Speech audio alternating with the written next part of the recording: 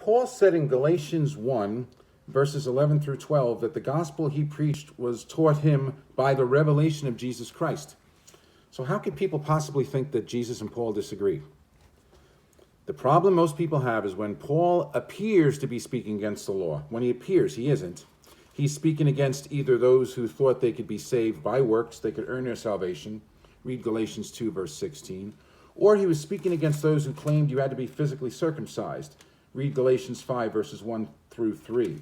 Because back in the pre-anesthesia age, an adult male being physically circumcised was a big yoke of bondage. So get that fixed in your mind. When he appears to be speaking against the law, he's either speaking against those who thought they could earn their salvation by keeping the law, which you can't. And even Genesis 15, verse 6 says, Abram believed in the Lord and it was counted to him for righteousness. The Bible never taught that, even in the Old Testament. Or he was speaking against those who claimed you had to be physically circumcised. Let's look at their customs. Luke 4, verse 16.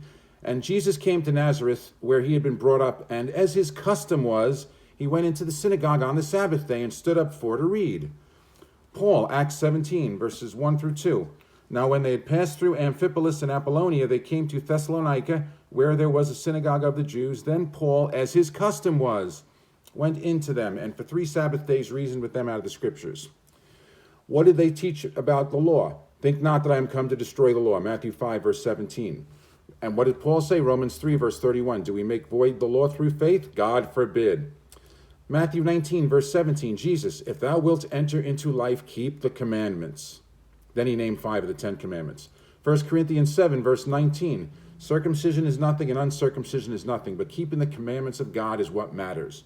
You want a good summary of Paul? Romans 3, verse 20. Therefore, by the deeds of the law, there shall no flesh be justified in his sight. We can't justify ourselves. Rest of the verse. For by the law is the knowledge of sin. The law shows us what sin is. Should we sin that grace may abound? God forbid, as Romans 6 says. So once again, Paul was taught his gospel by Jesus. Why would he teach him something that conflicted with his own teaching? They agree. Peace all.